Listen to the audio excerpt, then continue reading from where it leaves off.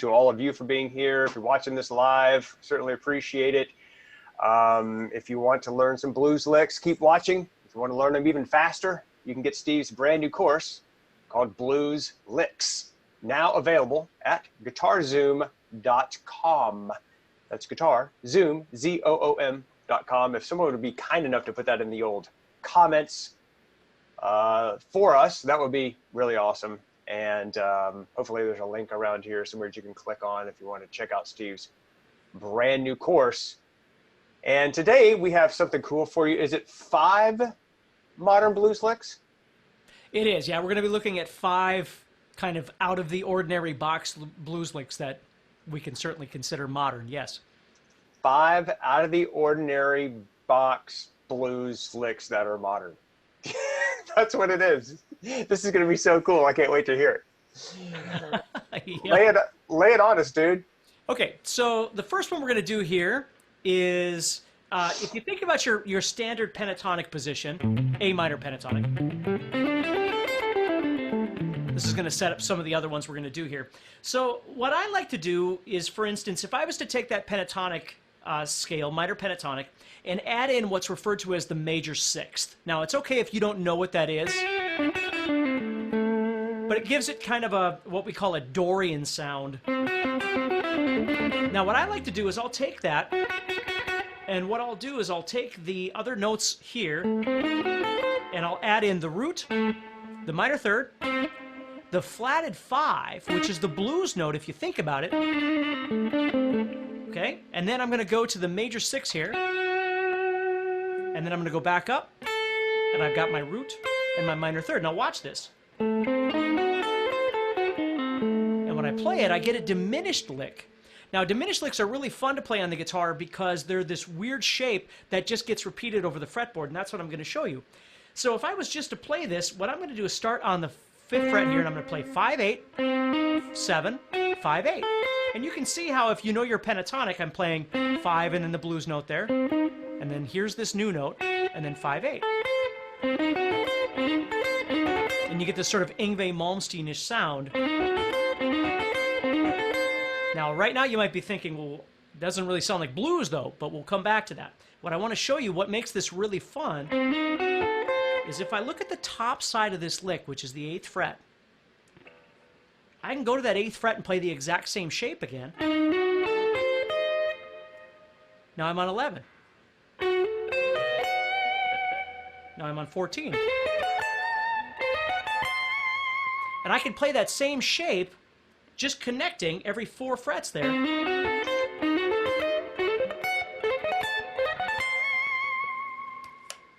And I get this diminished sound. Now, at any time, what I love to do with this is not just play all of those sequentially up the fretboard, but if I can visualize each one, or at least visualize the ones that are in the positions that I'm familiar with, the box that I know, what I'll do is combine that sound with the traditional pentatonic stuff. And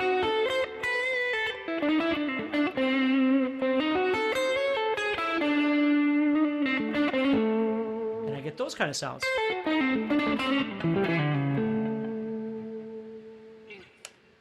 Dude, that is a really cool sound, and don't think I've ever seen that before. Yeah, I don't remember when I learned this. It was a long time ago, but I remember sitting there looking at that going, well, that's pretty cool. Now, there are times like that where we can take the sound of another chord or something and superimpose it over the top. And in itself, it doesn't necessarily sound like blues, but what it does is it gives you all these unique color sounds, so at any point you can drop back into your typical pentatonic or bluesy sounds.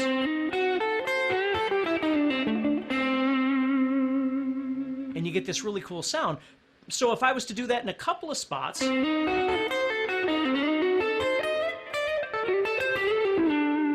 see, I could maybe do something and it pushes me into a new position on the guitar to do something else, you see?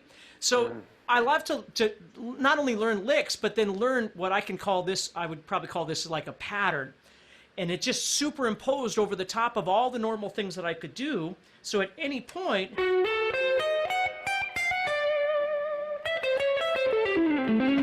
I can drop into something else from that idea. So if you get used to seeing that, visualizing that kind of diminished looking thing, which it really is diminished, but if you learn to visualize it, you can superimpose all your other stuff around it. Dude, that is really, really cool. So that's the first of these 5. Where do we go from there? Okay, so that's our first one. So the second one we're going to do is we're going to come off of this one. We're going to go up to the 10th fret here. And we're going to play that. Now this one again can do lots of different things, but what you're going to notice is, again, it's outside the box. It's not just playing minor pentatonic or major pentatonic or something. It's borrowing all kinds of notes from all kinds of different places. So I'm doing a hammer-on pull-off from 10 to 11, doing my pull-off from 13 to 10, and then right here, I'm playing 11 and 12. And then I go back up to the 10, 13. And then right there, we kind of hit our blues mark again. So I slide from 12 to 14, and it sounds like we're kind of back in blues.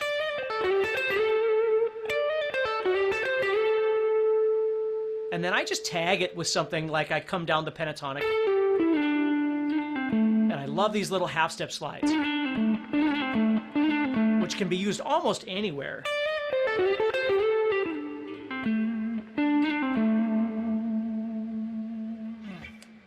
That's amazing, man.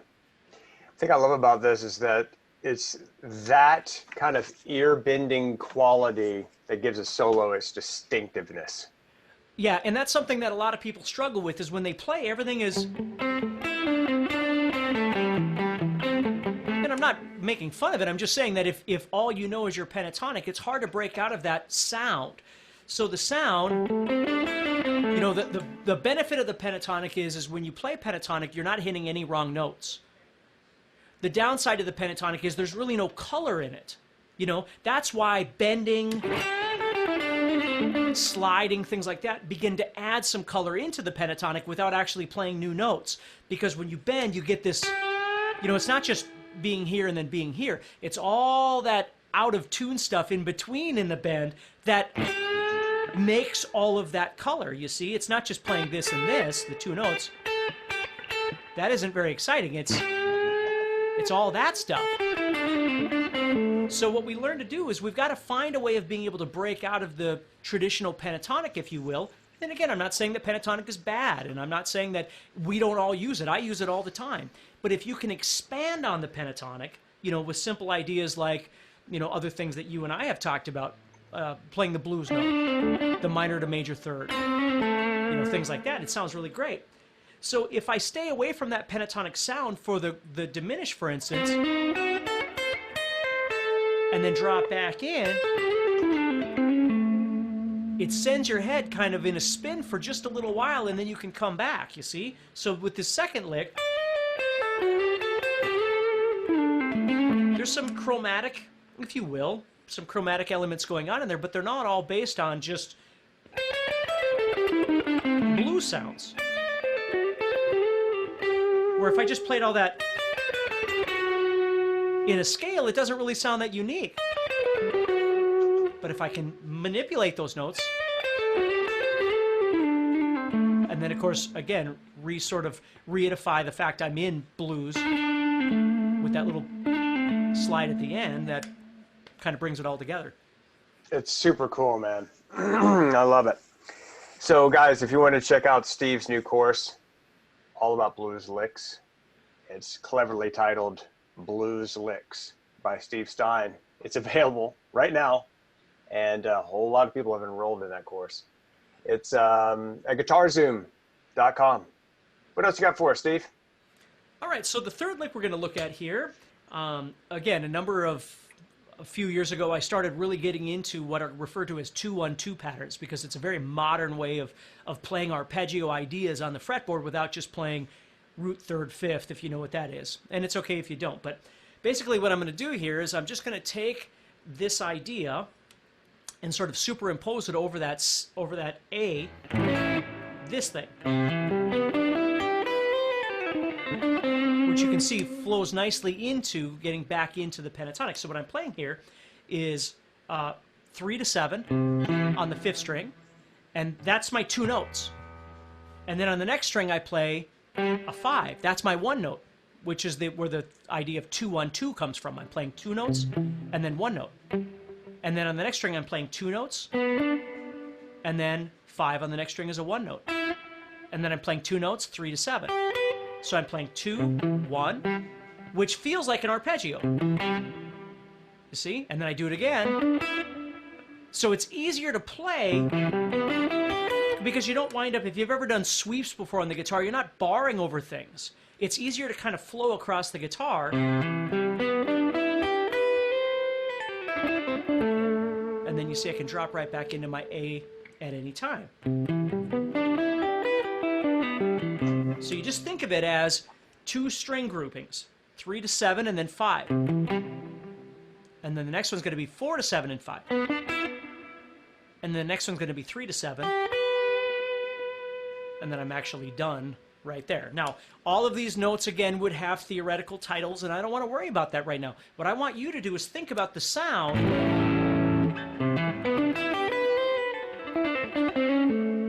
and how that would make for a really nice, what makes it sound so cool is that it's very intervallic. It breaks apart this way of playing. And don't get me wrong, I love that stuff.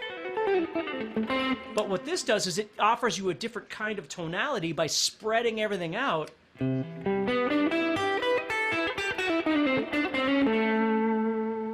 then once you get into that position, you just bop right back into the normal blues stuff that you might normally play. It's so cool sounding, man. I absolutely love it. Now, that's one of the, that's 3 of the 5 licks, yes? Or are we going to, is it 5 or 4? It's 5. Okay. And the cool thing about this is just taking elements from all different styles and scales, and because my mind is very theory oriented, so I'm trying to figure out exactly what those notes are, which scale it is, and which is just nerd stuff, and who cares? It's like you don't have to know that all that theory stuff to be able to take this course and to really excel with it. Is that true? Absolutely. Yeah. I mean, I love theory too, and sometimes theory can be very beneficial for us, but sometimes if we don't, like I've always tell people, theory has to be something more than just something you and I can talk about. Have a beer and discuss theory, which a lot of people, that's what theory is. It's a way of talking to each other, which is great. But it's really learning how to convert that into something that you can apply to your fretboard that makes sense in your head, but yet comes out your fingers. So for me, theory is always kind of a secondary thing. And again, I don't mean any disrespect. I find theory to be very, very, very important. Don't get me wrong. But in this stage, I think if you could learn to play some things that sound like, I'm always telling people, like, there's a difference between sounding like you're practicing and sounding authentic. Authentic to me, I hate to use the word professional because that means like you're getting paid or something stupid like that. I just mean you've been in a music store or you've been at a performance where you hear somebody play the guitar and you go, yep, they sound good. That's the way it's supposed to sound. And then there's other times that you hear people and you go, oh, they're practicing. They're obviously working on something, right? And the trick is to try and get to a place in your playing where when you play, people just accept it as music. It's not because it's fast or slow or complicating or simple. It's none of those things. It's just, you look at B.B. King, he was a very simple player, but when he played, you heard music. You didn't hear him practicing, you heard him play. And so that's what I think about all these sorts of things is, if you like that diminished idea, you've got to find a way of wrapping it into what you already do to sell it, for lack of a better term. And again, I don't mean financially. I mean, when you play, people go, oh, that was cool. And all of these licks that I'm showing you have those elements because they step outside the box, like I said at the very beginning. They're a little bit twisted, a little bit different than what you'd normally expect from pentatonic and blues. I love it. Now, if you could answer this question for us, Steve, on in your new Blues Licks course, can someone just get that course and let's say that they're really into this particular idea that you're showing us here? I know you've got some classic blues licks, you've got some modern blues licks, some fusion licks, you've got kind of those Chuck Berry things, you've got all of that stuff in this Blues Licks course because it's comprehensive. Would it be okay for someone just to jump in and like jump right to this section of the course? Well, sure. I mean, you could go anywhere you want in there. You know, the course is basically set up so it starts explaining the elements of the scale and what we're going to do with the scale and how licks are created, right? And then it just moves into, I mean, it makes a progression. It starts very easy, understanding how licks are built, how they're connected, that sort of thing. And then it moves into more traditional classic kinds of blues licks and things like that. And always remember, your job with anything is to put your take on it, put your spin on it. Play it the way it feels best to you. Play the fingering that feels best. Play the vibrato that feels best. If I'm picking it and you need to hammer or you need to pull, do more legato stuff, always convert it to something that makes more sense to you, because you're the one that has to sell it. Again, and I don't mean that in a financial sense. I mean, you're the one that has to allow it to sound authentic. And so as the course keeps going, then things just get a little more complex. Some of the licks get faster. Some of the licks get a bit more stretched out like we're doing right now. Some of the licks use a lot more color sounds. Some of it might be too colorful. Like you might listen to a lick and go, oh, that's a bit out there for me. That's okay. Then that's not the one that you're looking at. You know, I've always looked at these blues licks as, it's not like you're trying to dig in and learn 85 different blues licks that you're going to use. My brain does not go, oh, lick 22. Oh, here comes lick 46. I don't think that way at all. All I do is I sift through the content that I'm trying to learn and find the best ones that make sense to me, to my brain, to my fingers, and those are the ones that then I absorb into my playing. I keep messing with them and keep, you know, playing them, practicing them over and over and over until they become part of the way I play. So when I grab the guitar and I'm going to play, that falls out of there. Got it. That totally makes sense. That totally makes sense. So we've got 3 of the 5 licks that we're going to cover today. Guys, if you're enjoying this, you'll love Steve's course, Blues Licks. It is available at guitar-zoom.com. Show us what else you got, my friend. All right, so the 4th lick, we're going to bring things back together. We're actually going to be looking at a chromatic style lick instead of spreading things out with our fingers. So what I'm going to do here is I'm going to go to the A on the 12th fret of the 5th string here, and I'm going to play 10, 11, 12, and then 10, 11, 12 on the next string. Now those notes right there, there's a lot of ways we could approach that, but I'm going to give you just a nice straightforward way of doing this. I'm just playing 10, 11, 12, 10, 11, 12. So it really becomes like a 3-note per string pattern, which if you're a speed player, you know what I'm talking about. So my pick is able to go down, up, down, up, down, up. And it's very symmetrical, so it's very easy to remember. And then all I'm simply going to do is move up a whole step and play the exact same thing right there. So I have...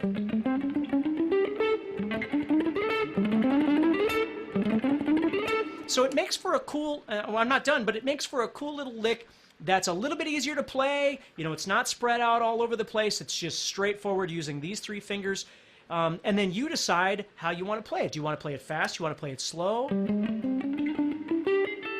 then what I'm going to do here is I'm going to move up a whole step again. So now I'm on 14. Now the difference here is on the next string, I got to move up to 15 because of the tuning of these 2 strings. So I'm going to play 15, 16, 17. So that one requires me to kind of shift over there. So I have 3 groupings of 6 notes. And then I end with 15, 16, 17, which is what I started on. And again, I'm ending on the A. Have that chromatic kind of bluesy sound.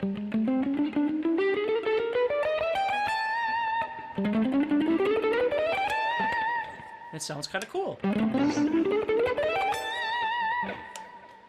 That is like the bipolar opposite of the intervallic thing that you showed us just last time. Exactly, and one may make more or less sense to you know, a certain player, and feel better than one. Like this one requires more of a kind of a sweeping control of your pick, kind of playing. Where this one is kind of down and dirty. You know, you can always make a million things with it, but that's the basic idea. So, it's super cool. Can you give us an idea of how, well, at least in my mind, I was thinking when you just showed us that last lick number 4, you wouldn't have to put all of that together. No, You you just never. choose like Yeah, some absolutely. of it. And that's the thing. It's just like the diminished idea. You can build them like sometimes what we wind up with as guitar players is we wind up with a lot of little licks.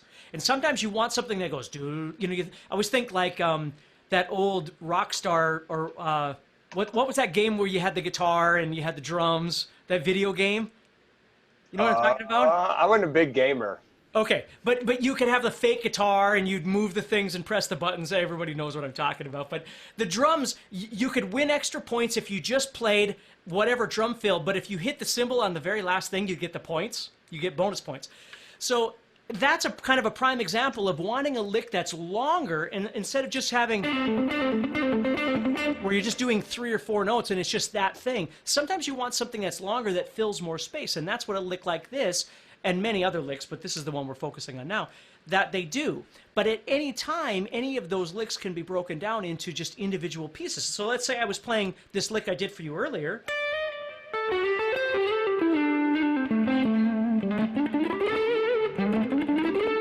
Right? And I did something like that, or I go,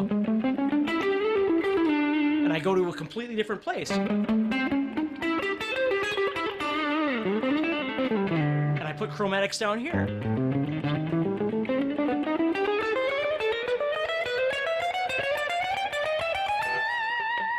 You know? I always think like the cool stuff like, like the Jimmy Page sorts of, like those chromatic runs, things like that, which are really fun. Yes. Actually, this is totally not blues, but it just reminded me of that chromatic lick in Hangar 18. Yeah. That it does something like that. And that's, wow, let's drug that right out of the old, like 20-year memory bank. I mean, there's all kinds of cool places we can go with lots of that stuff, but that's the idea, is that it might be easier for you to visualize and be able to use, and it doesn't have to be fast. You can play it any way you like, so. That's a great point, actually. It doesn't have to be fast. Just because you can play it fast, it doesn't mean you have to play it fast. Very cool. All right, dude. So this is really awesome. Are we up to lick number 5 now? Yep, this is the last lick. The last lick. I'm a little bit sad right now. I'm about to shed a tear. Don't let it end. No, this is good. So so this is lick number 5 of these kind of modern. I don't really love the word modern because it's like a fusion thing. It's like this ear bending thing. It makes it a lot.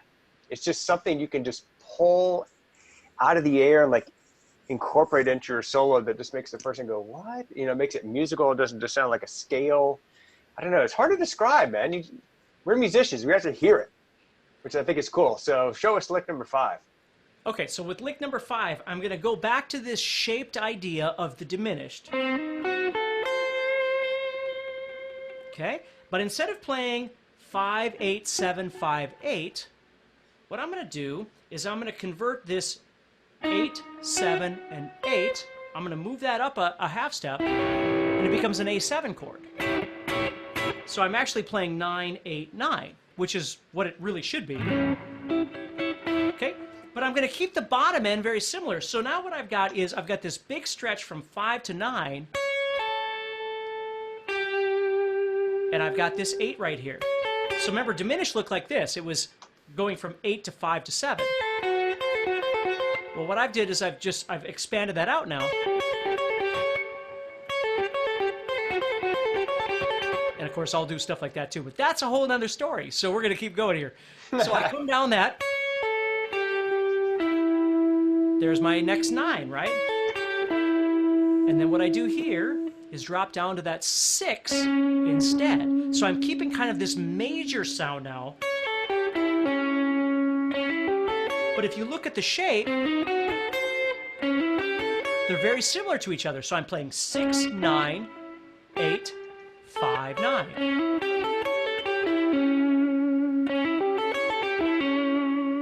Okay, so with that, again,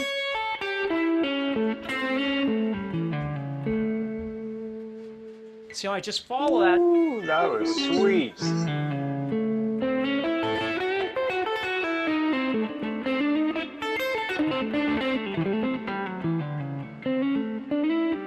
And then maybe something kind of traditional.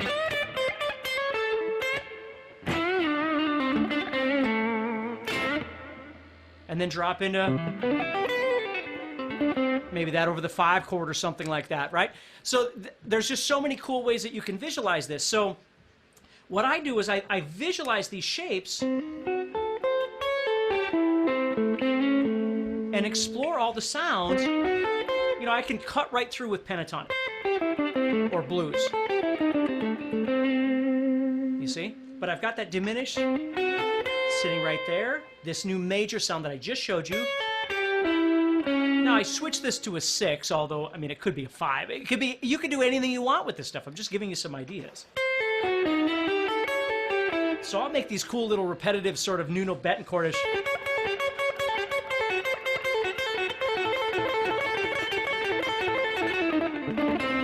You know, kind of things where you're moving back and forth. You know, maybe over the 4 chord you're doing this. Over the 1. You move it up like that, you know. I mean, there's lots of really neat ways that you can use these. Bro, that sounds so cool, man. This has been a really fun session.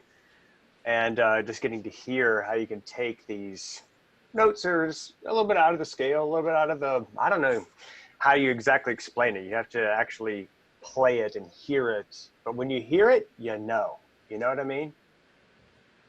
Yeah, I know what you mean. Of course you do. You're the guy teaching the class. What the hell am I thinking? Listen, guys, hey, if you're enjoying this and you enjoy these 5 licks, this is what Steve's new course is all about, blues licks. It's available at guitar-Zoom.com. A whole lot of people have already enrolled in that thing, and it's very reasonable price. It's basically what you would pay for 1 guitar lesson. I mean, it's just a no-brainer deal. And it's chock full of all of this. There's 80-something licks. I'm not even sure how many there are.